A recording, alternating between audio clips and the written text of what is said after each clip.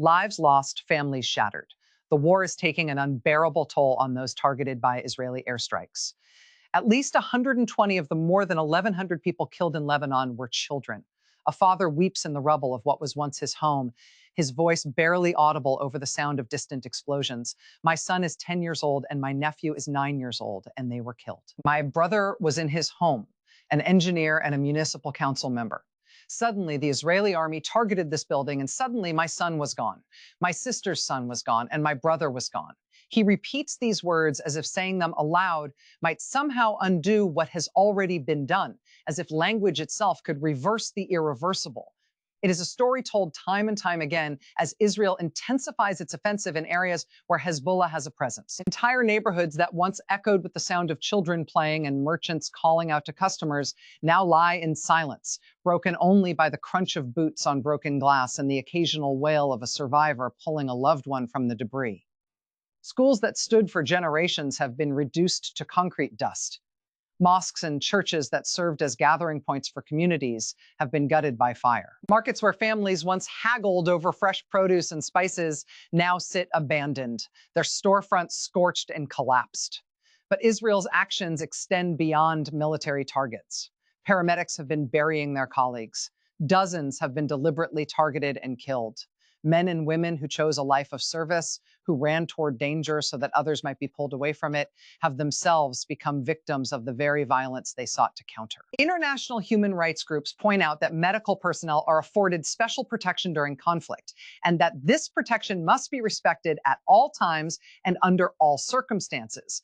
But Israel is accused of acting with impunity, as it did in the previous confrontation with Hezbollah in 2024.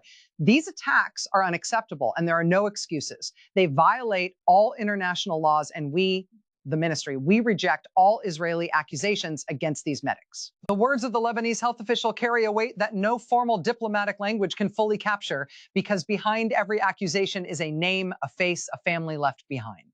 Israel is also destroying civilian infrastructure on a scale that will take years, perhaps decades, to rebuild. Power grids have been knocked out, leaving hospitals running on generators that are themselves running low on fuel. Water treatment facilities have been damaged, forcing communities to rely on unsafe sources.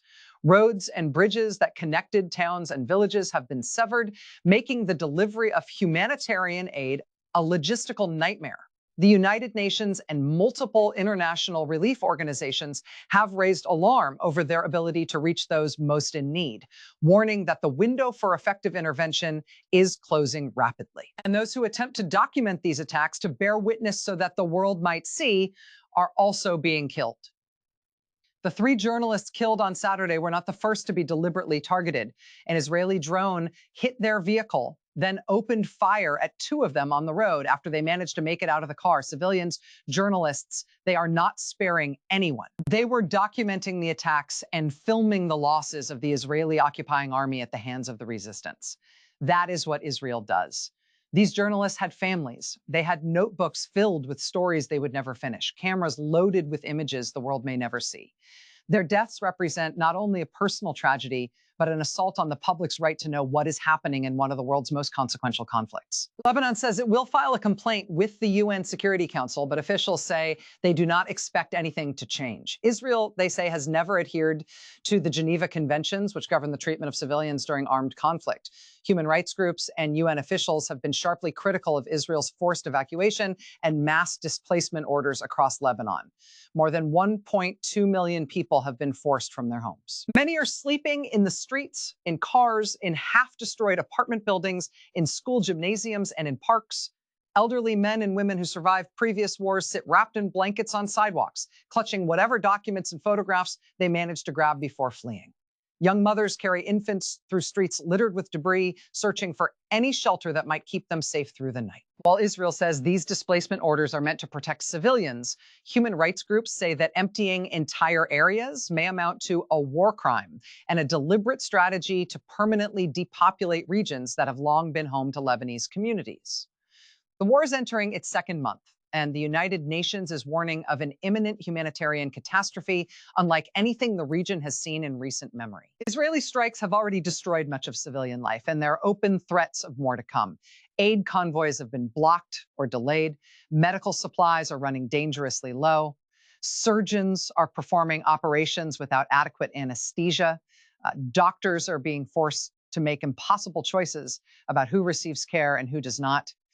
The psychological toll on survivors, particularly children, is profound and will linger long after any ceasefire is eventually reached. A generation of Lebanese children is growing up with the sound of explosions as their lullaby and the sight of destruction as their landscape.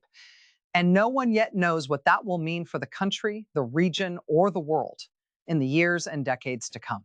The international community watches, issues statements, convenes emergency sessions, and still the strikes continue, and still the bodies are counted, and still the mothers cry out the names of their children into the smoke-filled air.